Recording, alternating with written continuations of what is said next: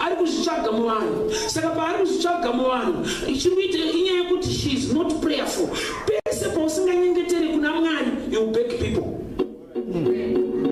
Nokuti vanhu vanofanirwa kukupa nokuti wataura naMwari wako ari kuvasunda. But ukasataura naMwari ndochasunda vanhu.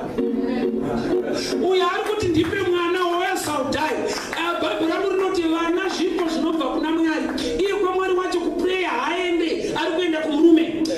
There are times yekuti zvaurikumanikidzira vanhu kuti vakuitire havaite musika wachema muna Mwari wako anosunda vanhu. Ndipe mwana or else I'll die. Give me children or else I'll die. Iye ari kuchemerwawo akaita sei? Chinzwa answer yake. Jacob became angry. The more yaunobhega vanhu, the more yaunotokumaka. Nokuti vanhu havasi Mwari.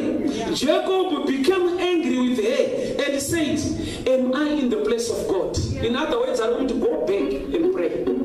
Beg people, they will become angry with you. Zvokuti uyo ari kutoziviswa nemurume wako kuti kwauri kuchemera hakusiriko. Vana kana zviri zvipo zvinobva kuna Mwari kwawauya kusiriko kwazvinobva. I'm just a channel. Unenge munhu ari kuchema pagospel